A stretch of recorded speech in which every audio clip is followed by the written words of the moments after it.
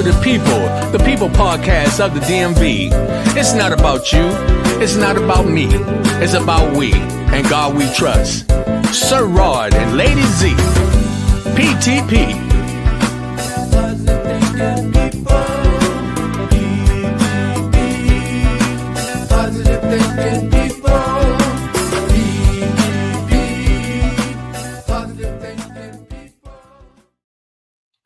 Good evening. It's Motivation Monday. It's May 5th, 2025. And I tell you, this year is flying by pretty fast. I tell you, this is something. Again, good evening to all that are tuning in. I am your host, Rodney.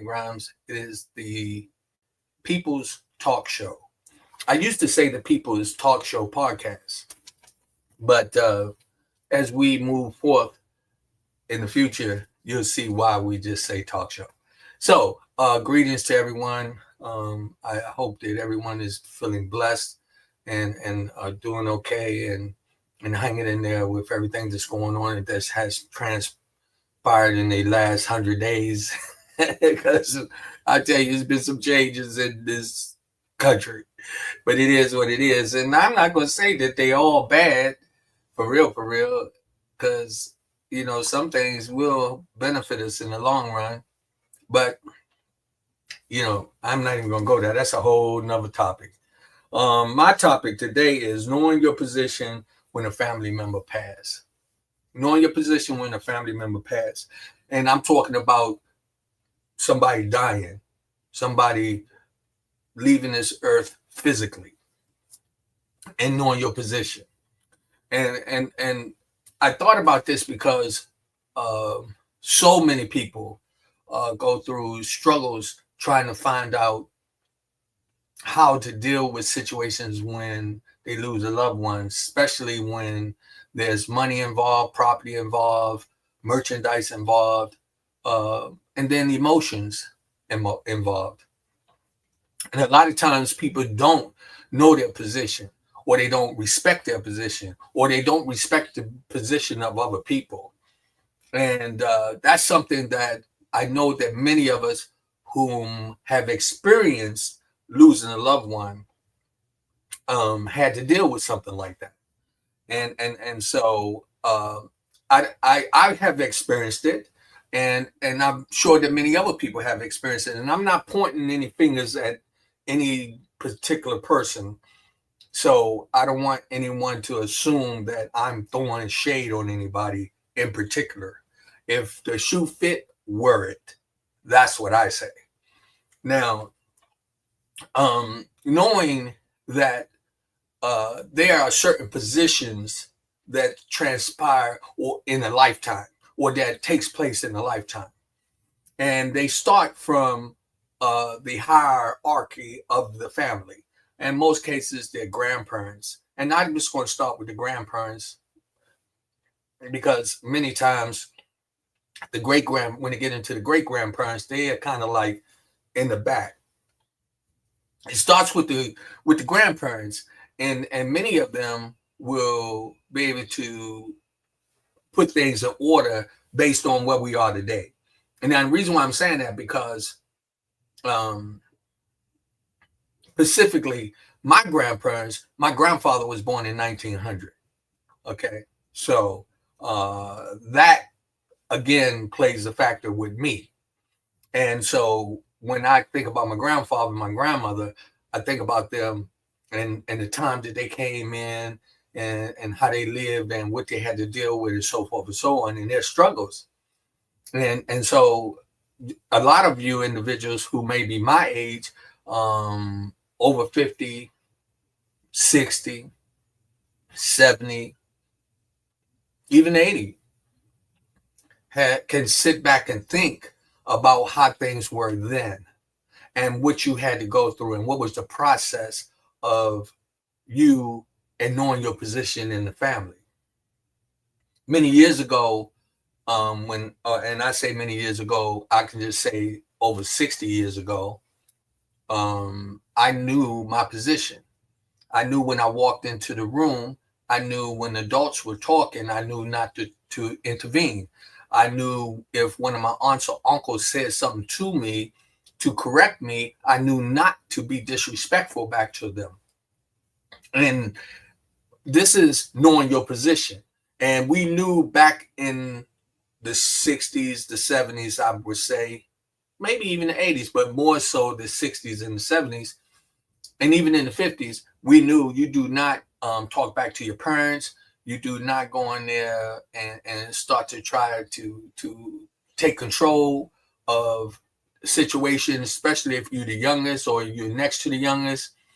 And sometimes back in the day, it even mattered if you was a female or a male. But where are we today? Where are we today? And that's a question I want to put out there, and I wanted to talk about.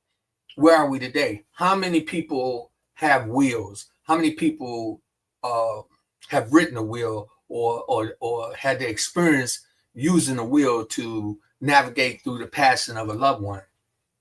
My wife asked me when I was talking about this conversation. She said, "Well, babe, you ain't even finished putting your will together. So let alone you know what you have experienced and you've seen other people experience. You know it's very important."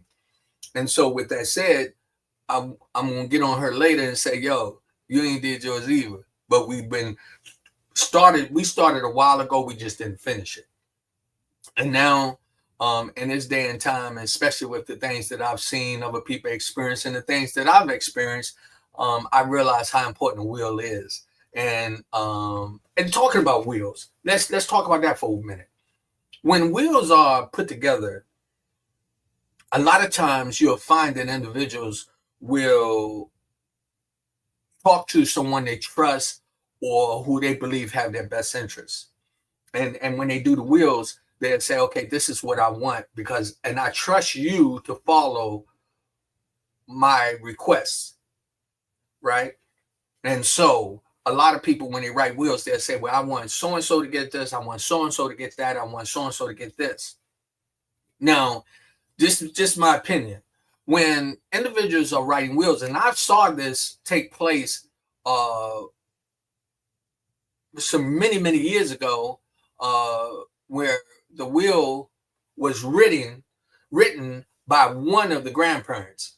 Okay, and when the grandparent that wrote the will passed away, the family didn't really pay attention to that, but they didn't realize by law the mate to the grandparent at hand now takes control. So the will that was then it doesn't really matter anymore, because everything that belonged to them as a couple now goes to that individual. And now that individual is really in control of dictating what happens with the merchandise and money and property and so forth and so on. Now, when that person writes a will, that oversees the will that was written before. But a lot of people don't respect that. I'm not a lawyer, I'm not a will writer, but I just know by experience and seeing and just talking to different people how that works. So it's really important for you to write a will. And in a lot of cases, when you write it, make sure you write it with somebody who really understands your purpose for writing, your desires to share your personal items with your family members and so forth and so on. And also, my suggestion would be make sure it's somebody else there to be able to vouch for you when you'll be the one that's left in charge.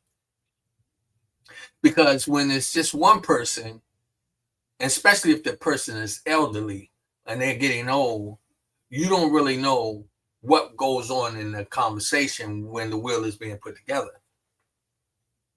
And so a lot of times it can be a lot of confusion, because if the individual who is sitting there helped put the will together and they are a dictator or a selfish individual or a person who assume that they know what's right for everybody else, they will kind of put their spill in there. And I noticed to be true from so many friends that I've talked to, and some of the things that I've experienced in my own life. And so now, when we're talking about wills, and wills are very, very important because they can put you in a position where you really don't have to find yourself going into a courtroom trying to fight about your position and what you're supposed to get.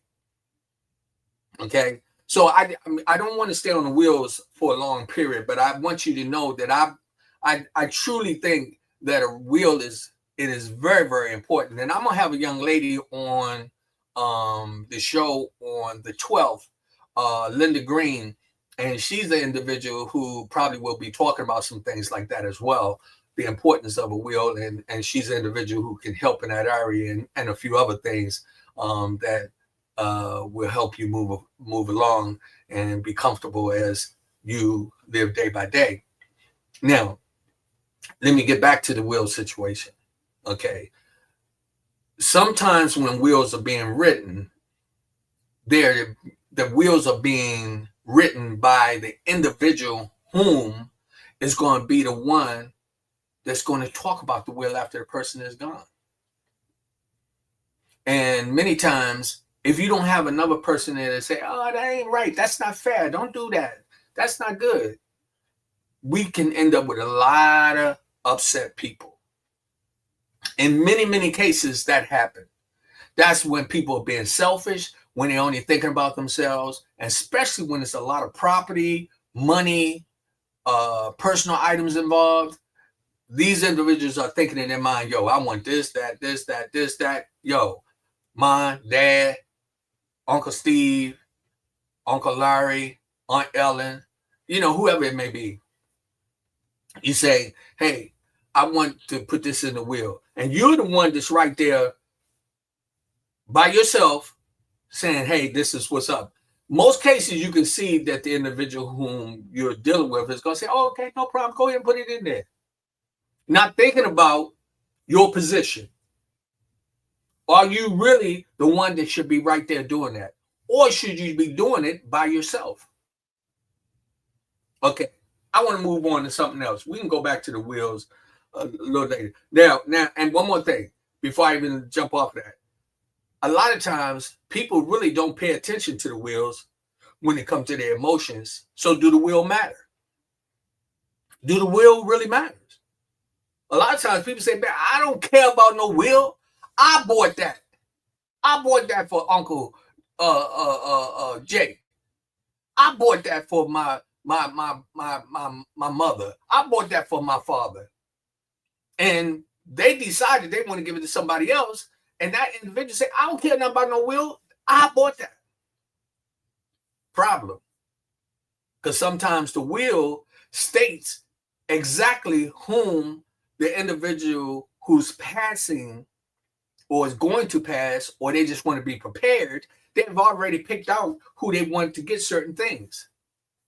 Now, that's why it can be real, real tricky when, writing wills and when you don't have another person there to help you balance things out.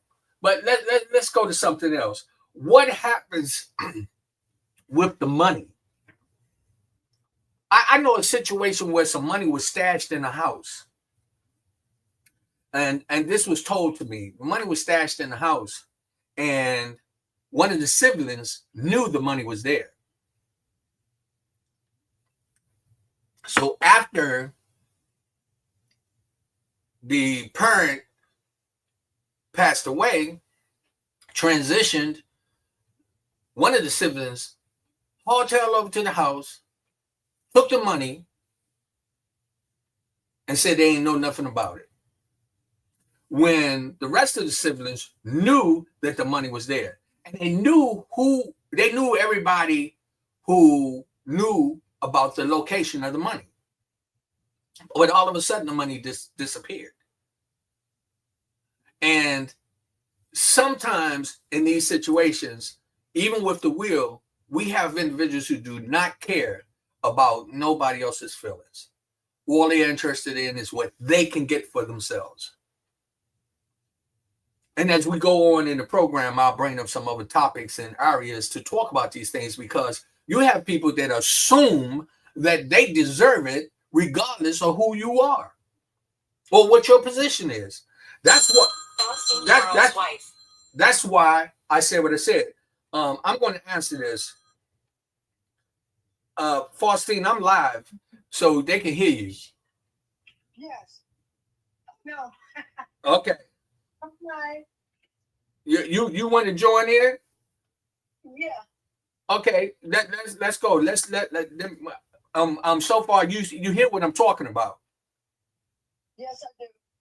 Okay, so how do you feel about just so far what I spoke about in the program so far? I mean, when it comes to people deaf, you got a whole bunch of different scenarios. You was talking about when people die with a will or without a will. When they die without a will, that's called intestate, meaning the person died without a will, and you have to go through probate. But I think what people don't understand, especially in family dynamics, you have family members that do, family members that don't. And just because people are family, it doesn't mean they get something. You understand? Right. And a lot of things, other things that people don't know, even when you do a will, it's fine that you put it in, whatever you want. But in each state, if their assets is, I think, 40 and more, be it a house, whatever, you have to go through probate.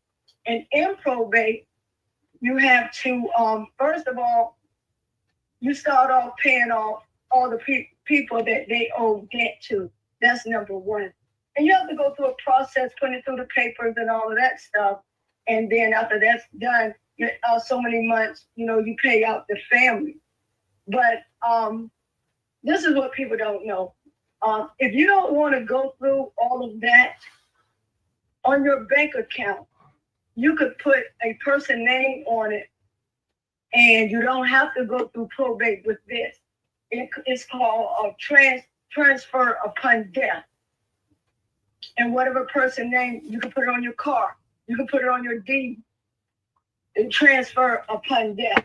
Now, so a lot of stuff can be avoided through probate, because probate doesn't have any precedence over that. Okay? Yeah. Okay. So, but in some cases, again, we have individuals who have different intent when these things are being done, because we have a lot of people fall out in the family when somebody find out that they're terminally ill, or is they're getting up in age. They start saying, "Hey, I want to do this and that." You'll find some people that start take advantage of those opportunities and start putting little things in people's mind to say, "Hey, this is the way you should do it. This is what I would do," to make it lean toward them. So when individuals put their name on bank accounts, and you say we got 5, 6 children, right? Mm-hmm. And the one person is kind of like dealing with the money situation, and they put their name on the bank account. Do you think it's fair that one person get all that money for themselves? And that's where your will come in place. And most of the time when people put their children's name on their bank account, it's actually to help them. Well, okay, yeah. But help them with whatever their finances, but once upon death, unless it says transfer, and then you got to understand this. Once a person's name is on the account, that person actually, with both of their names on the account, they have control of the money. It's nothing no other child or whoever can do. And I understand that. See, this would I've talked to some different people in different situations, and I've seen some people go through some rough times, and I'm sure that it's a lot of people who are going to watch this program is going to be able to relate to the same thing and understand that sometimes people have alternative motives. And what they want to do is they want to set things up for themselves. Now, it's okay. That's right. That's what people do. I mean, you have people with bad intentions. Yeah. Understand? Well, that's why I was saying know your position. Also, because I want to go into why you on here, I want to talk about some things. I want to just jump around a little bit. Okay. So let's go to a structure in the family. You got the grandparents, then the mother and father, and then you got your children, and then you got the grandchildren, right? Okay. Now, the grandparents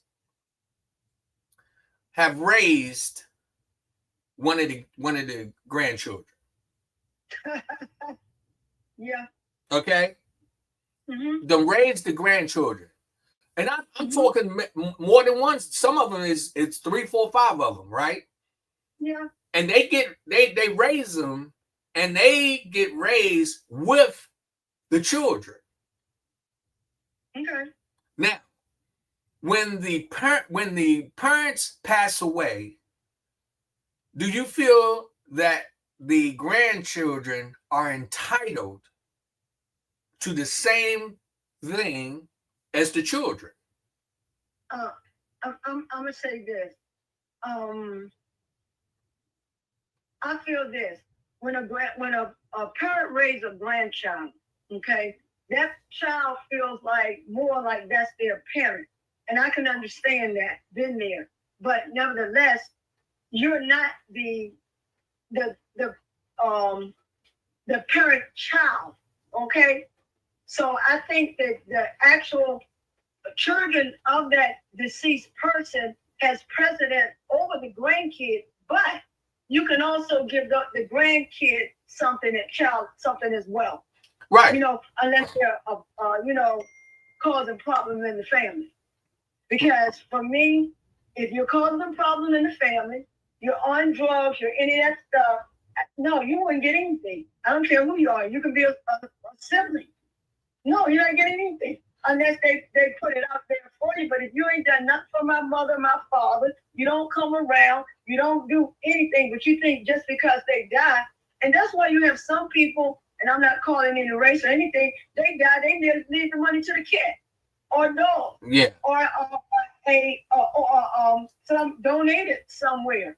So let me talk about some scenarios that I know that has taken place, and these are some people I've talked to, right? Okay. So a grandchild who got brought into this situation was raised by the grandparent, right? Okay. But there's an older child who's been there before this child was born. I'm talking some years. Let's say 10, 15 years before this grandchild was even born. Now, this is the parents' oldest child who no longer lives in the household, but they are moving on with their life and doing what they got to do, right? But they've been there with their parents throughout the whole time and did their part taking care of their parents, right? Okay, then when the parents pass away, which is the grandchild is there, they feel like that was their mother and father. So, do you think being in that situation that they should be treated like the oldest child? No, and even if you go through probate, the deceased children has precedent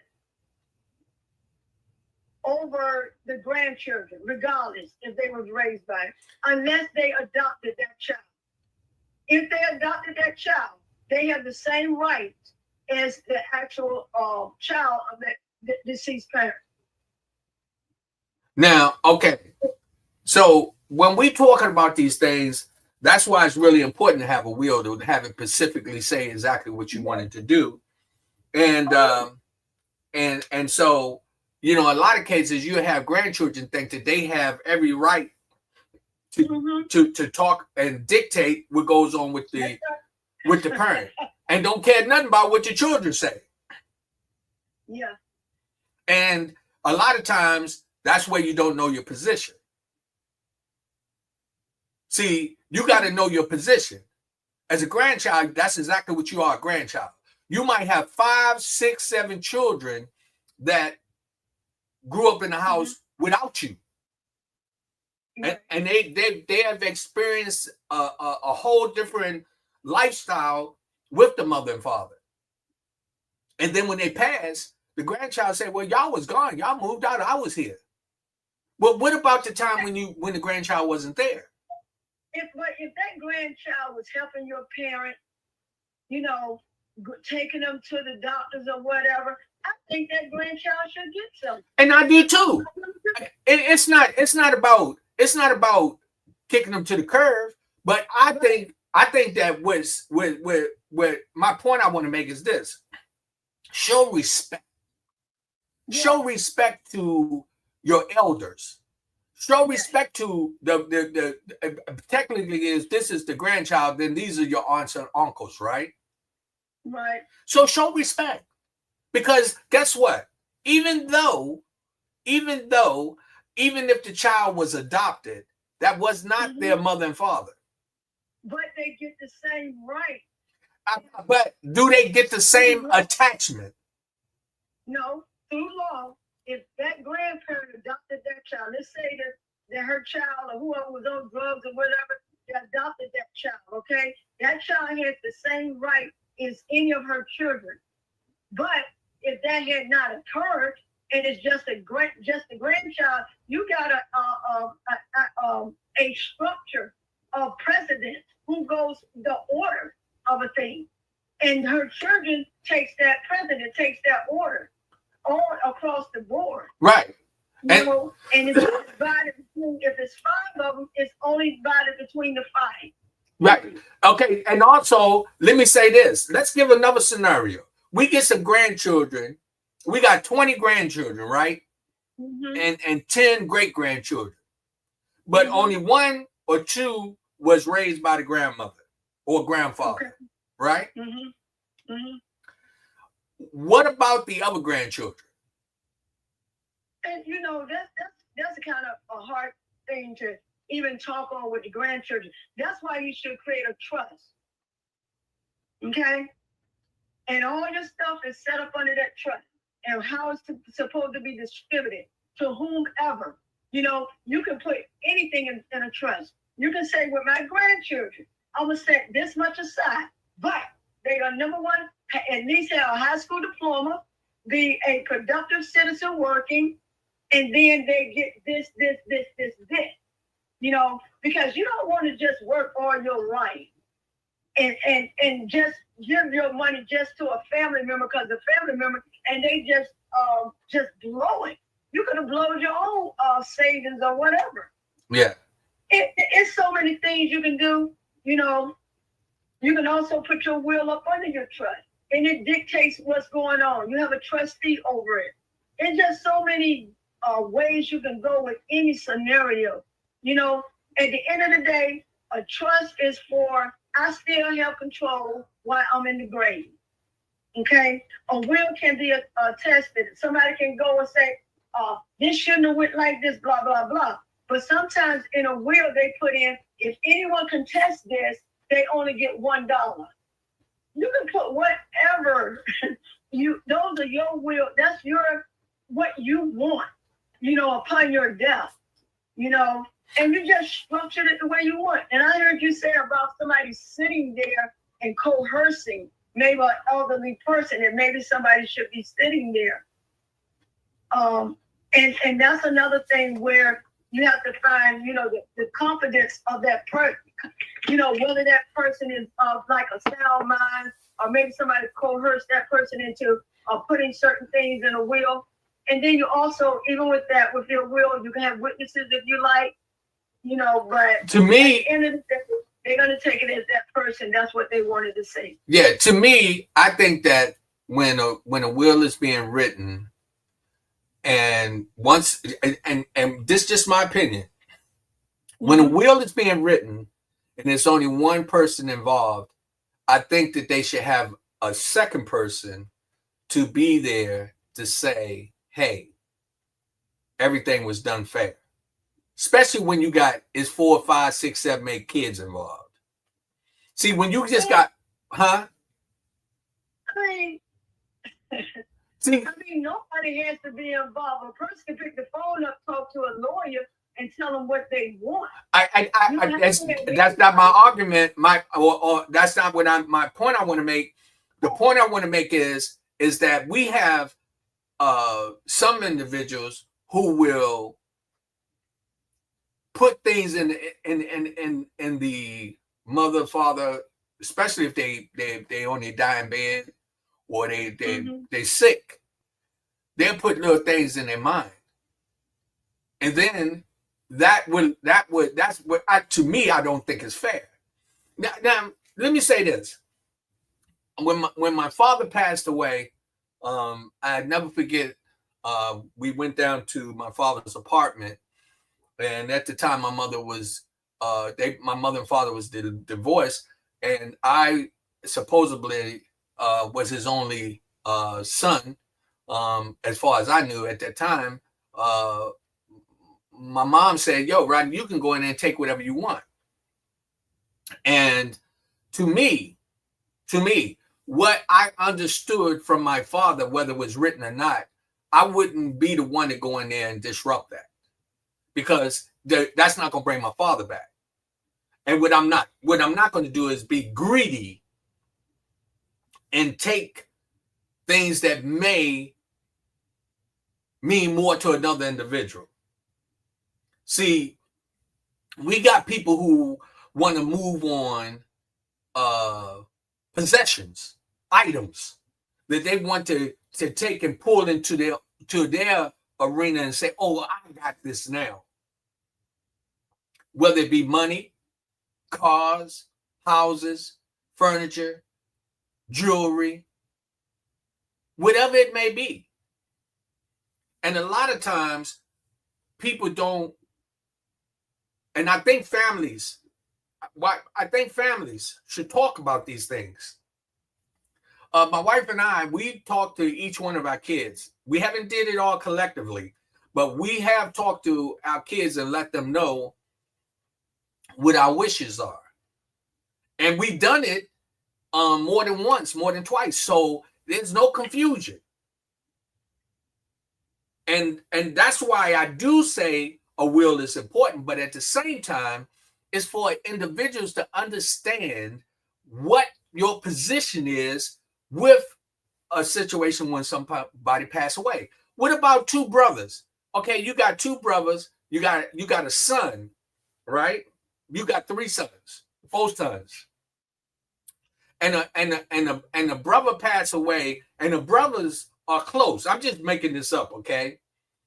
And then the brother he has, and he done hit the lottery or something. He got some big money.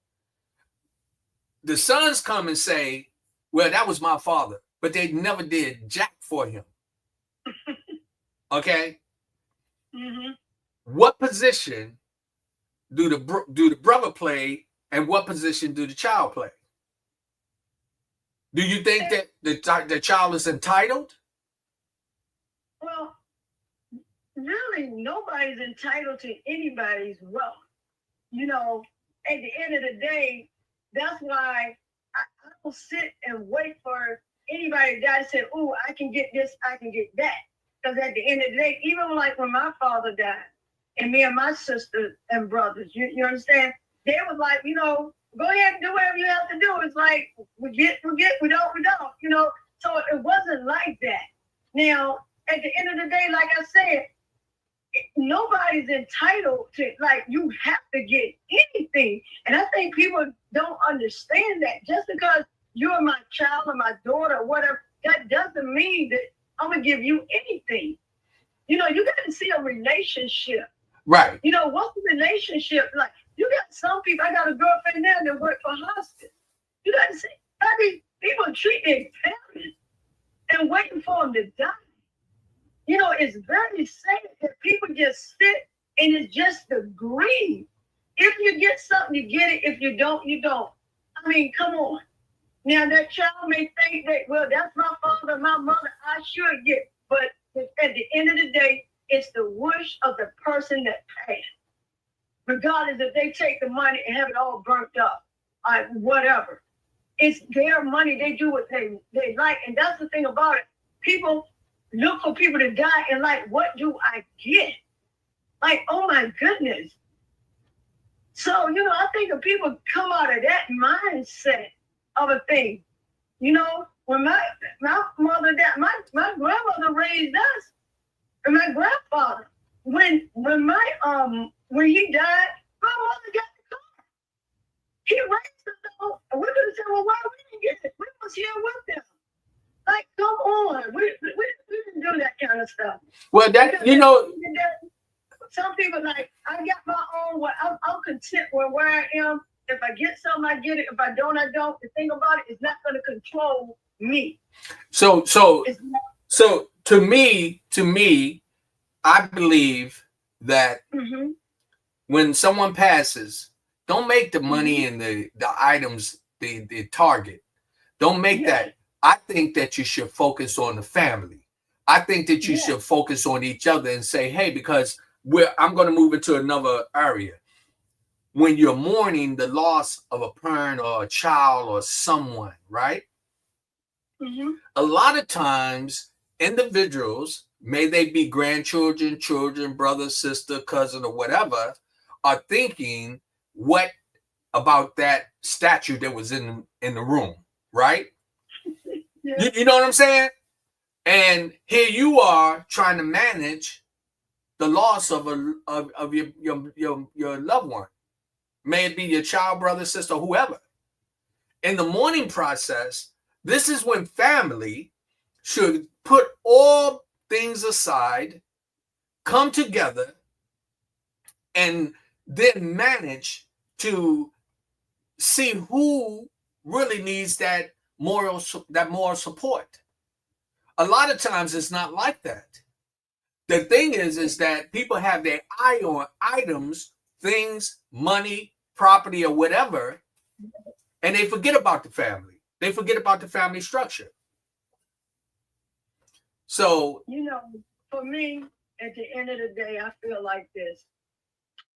If a parent passed, their children, as they agree, the children agree, they're 4, 5, 6, or whatever, they sit and agree with whatever and have them make the choice of what's going to be done. Anything left from that, then it's like the grandkids. Is it anything you would like? Blah, blah, blah. So, you know, all of this stuff causes division in the family. It does. I want to read something. Beth Ruth says, that's so true. No one is entitled to anything once a person passes, unless that person wants you to have something. Yes. And yes, if people look at it like that, I'm not entitled to anything. If I get something, find a way, great. Thank you so much, mother or father, or whatever. But if I don't, it should not cause division in the family. Okay, and that's true. But then again, you find I know another situation. I'm gonna talk about another situation that I knew occurred. It was a grandchild involved, and some stepchildren and some children. The stepchildren got kicked to the curb. People do that. Huh? People do it. But I'm just saying, to me, let me say this. When we go through these things, I honestly think during the mourning process, during you trying to grasp on to losing your loved one or whatever, who it may be, it's a time to know your position. Yes. If you're the oldest, let the oldest be in a position to speak their piece. Because you got to realize the oldest been through something that none of the rest of them have been through. But if that is that older person in a position to take on that position, just because you're an older person, it could be a younger sibling that has to take over that because of their mentality, their financial literacy, their whatever. So just because you're the oldest, if something don't make you the person that's right for that position. Okay, wait. I understand. I understand that. So if you like, I know you personally. I know that you're a very detailed individual, right? But I also know you're a person with a heart. Okay. Yeah. So you got some people that, again, it's not saying that the oldest have to be running everything, but you still should respect the oldest position. You still should respect it. Okay, right, yes. But it's different scenarios for different things. I know that. The older brother or sister, they found out on drugs and they coming in talking about, I'm the oldest, I need to take care of this. It just depends. And I understand it. Let's use common sense. Common sense would say, if you got somebody on drugs, you know darn well you're not gonna put them in charge. It's not my point I want to make is, it's not so much that who's really running things or who's controlling the wheel or whatever the case may be. My point is this: family. Most times families fall apart because of lack of communication, lack of respect. That's right. You know, and not understanding the position that people are in. You're right. You know, I've even with my mom passing and my father, I've experienced some things that I'm not happy with. And I'm not illiterate, and I'm not stupid, and I'm not greedy. And to me, I believe the structure of family is so important. I believe, see, because you never know who you're going to need in the day to come. You don't know what your position is going to be. But the thing about it, Rodney, is this. You can only control what you can control. If there's an older sibling in a position to handle that situation, there's nothing you can do. If it's going through probate and you feel that person is not informing the family or doing whatever they're supposed to do as the executor or the representative of the estate, you go to the court, you can submit the proper papers to inform the judge, and then you select another person. Outside of that, if nobody is not going to do anything, stand up for that, there's nothing you can say, and just let it ride. Right. But what I do want to talk on, you brought up something about how people treat stepchildren. And I'm going to say this, and because that's a sensitive topic for me, because we had a step-grandfather. And the word, that never came up with us, because he just said, these are my grandchildren. These are my grandchildren. I really didn't know about any step stuff until I became grown, and people say, oh, that's my step. And I'm like, why do you say step? Isn't that your grandchildren? But let me tell you about stepchildren. For me, as long as you respect me, you're the same as my children on the same level. Good children, you understand? But if you disrespect me, you disown me, only thing I can do is accept it. But I tell you what, you will not get a dime of my money that I have worked for 30, 36, 40 years. I have sacrificed, I have saved, just because you're my child through marriage, or a child is not through. And you think you're going to disrespect me or whatever. So again, just because you're a child of someone, who says you have the right or privilege to get anything? No. The thing you have to treat people with respect, love, especially your elderly people. You got to show concern, kindness, and love. If you didn't want a part of me when I was living, why should I leave anything to you while I'm dead? But you know something? Excuse me. One of the, my concern is, and what I'm talking about that I've seen in different situations is this: the importance of when the person passed away, they gone. Okay, ain't nothing you can do about that. What about the people still here? What about the ones who really, really are affected, like the grandchildren. Do the children kick the grandchildren to the side and say, hey, you're just a grandchild? But they don't know the attachment that the grandchild had. So, but Rodney, if the money is divided between the person's children, they can pass down some money to their their children. Okay? Or if you got a child that's wayward, not dealing with you, you got the grandkids, then that money can go to the grandchildren. You can put that in the will. You know? So at the end of the day, if the parent passes, her children or his children get the money. They can pass down the money, whatever they have, down to their children. The children, the other grandchildren doesn't have to be involved unless that person said, oh, this grandchild right here, they really came, they did this for me. I want to leave them this. I want to leave them that. Well, and that's what it is. Yeah. Again, and I agree with you. I'm not disputing nothing you're saying. Me personally, again, I just think that what's important is everybody who's affected by the loss of a loved one. And some people are put in position where when that person was living, that's who they dealt with. You know, you can get one grandchild that comes around every now and then. And then you can get a grandchild that comes every day. The one that comes around every day really don't care about getting anything. The one that comes every now and then, oh, I want that. I want this. And that's how it is. No, it is. Yeah. So, but this is what I'm talking about. This is the point I want to make. If I have any argument, is this: nobody's entitled, because whatever person work for, they work for it. Okay, they give it to whoever they want, right?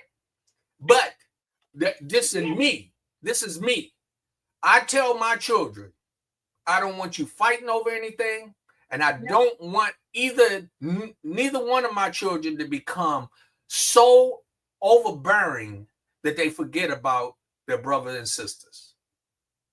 And I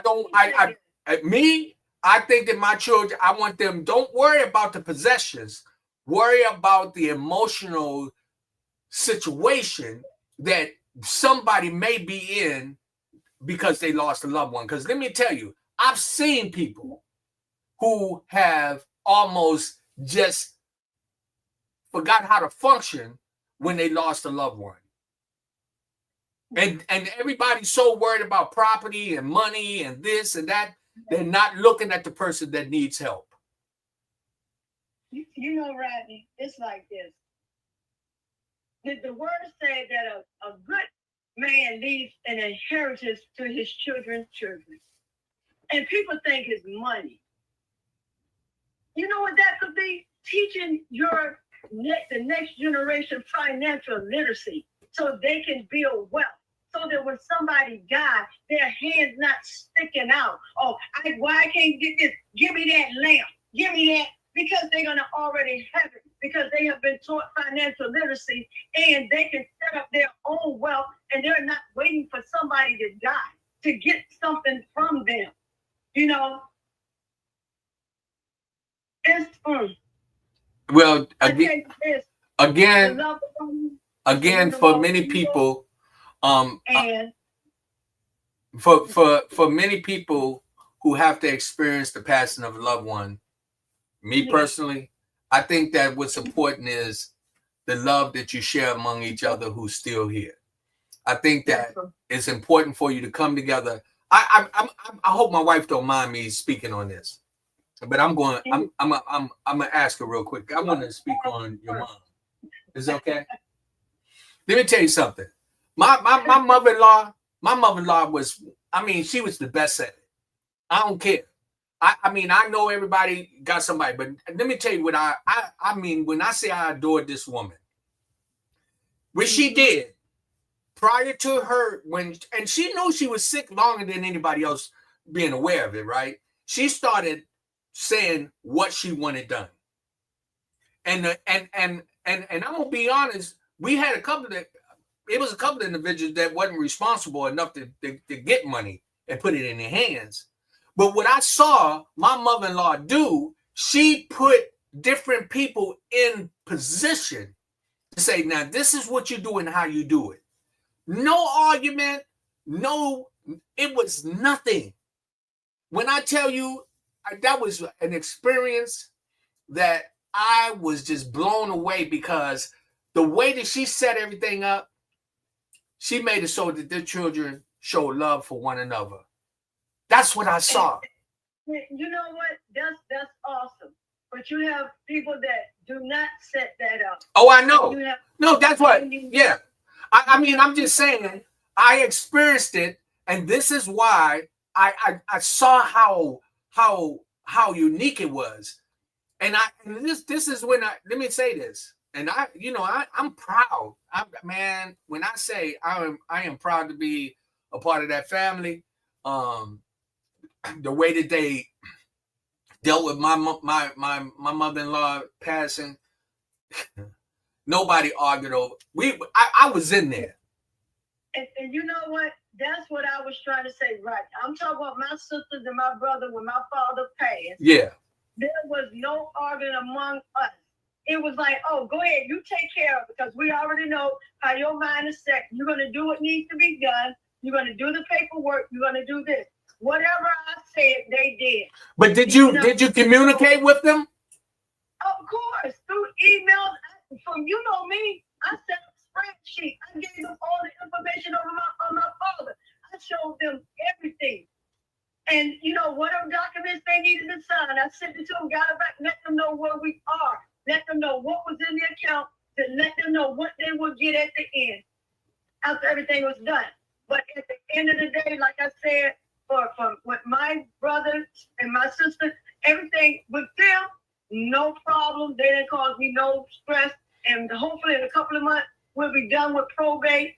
But I say this, like I said before, for the love of money, it's the root of all evil. And in that evil, that root of bitterness in the family, separation, greed, and that's what comes from that type of love of somebody else's money. Yeah. You understand? Yeah. So I agree with you. I agree with you. You know something? Let me say this. And this is me. It's nothing that I could get on this earth that would make me be able to medicate the pain and loss that I felt when my mom passed. Mm-hmm. One of the things that I've been dealing with is because I'm next to the youngest, and for a minute, I was the youngest for a little while, a couple of years, and so I have a relationship that's different from my other siblings, right? Mm-hmm. And for me, even at 64 years old, it's hard. It's hard for me to really put it in place that I can't go and call on my mom. And all I look for is the understanding and the companionship of my family members to help me make it through that. And I try to do that for others. And that's all I'm saying. Nobody's entitled to nothing. Yeah. But what I do feel that we're entitled to is love and support. It's exactly. That's it. That's it right there. Okay. The foundation. And you know something? Again, when I saw what my mother-in-law did, that's what she established and what happened. And I'm just speaking because my wife gave me permission to say so, but I'm telling you, it was not one argument over nothing. Now, and even if something disappeared, ain't nobody even care. You know what they was like? Okay, well, whoever got it, hope they're happy. But I tell you what, I didn't see no shade on each other. I didn't see nobody trying to take more than the other. What I saw was, how you doing today? Are you okay? Mhm. And that's my point I wanted to make to anybody who tuned into the program.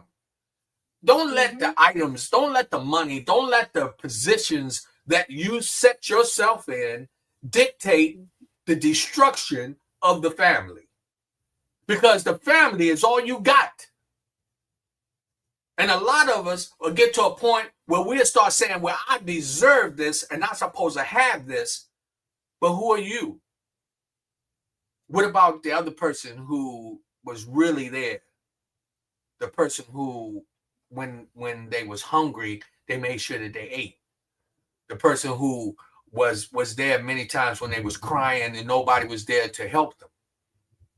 And then all of a sudden you get this one family member or two family members who say, yo, I'm supposed to be in charge and I'm supposed to get this and I'm supposed to have that. But they're not thinking about the person who was sitting there the whole time with them. It could be a grandchild. It could be a son or a daughter. The one thing that I want the viewers to get is this. Don't let the personal items, the money, houses, cars, jewelry, or whatever the case may be, don't let that be the destruction of the family. Let your love for family be the support to manage through the process of the mourning time. We don't know how long you're going to feel that loss. We don't know who's going to feel it the worst. Some people are very strong and they know how to manage through things, and some people don't. It doesn't mean that they're weak. It doesn't mean that they're stupid. It doesn't mean that they don't deserve it. The only thing I can say, and I see this in many, many situations, greed and disrespect for the positions that people have played in somebody's life after they've passed away should be recognized. If I had someone that was there to do some things on a level that outweighed everything I've done, guess what? I acknowledge that. And I say, job well done. Because can't no money bring them back. Can't no cheers, can't no car, can't no lamp or picture. Nothing can bring them back. But what can happen is when you do things right and you do it as a family, you'll be able to function in the days to come when your heart is full of pain. That's a loss that you are experiencing from a loved one. I know that there's many people out there that are probably going through some rough times. And it's very, very important for us to just be able to just say, hey, put the greed away. I see Joyce, Pastor Joyce, she said, you have to value love more than material things. I agree. That's my point. Yeah. When you are in situations, let the will speak for itself. But let me tell you something. This is what I tell you when I was speaking about my father. I never forget when I was in my father's apartment and we was in there, I saw a few people grabbing stuff, right? I was thinking that my father was gone. I didn't want nothing. I got a jacket, a sport jacket that he had, a watch, and a picture. I at the time, it was very difficult for me to really see people acting the way they were acting. And it really kind of bothered me late in the years. Because guess what? You can't take it with you. So, excuse me. I would say to anyone who are experiencing a situation with the loss of a loved one, don't let it be about the money. Don't let it be about the material things. Just make it about your family and make sure that you are there to support them while they are mourning.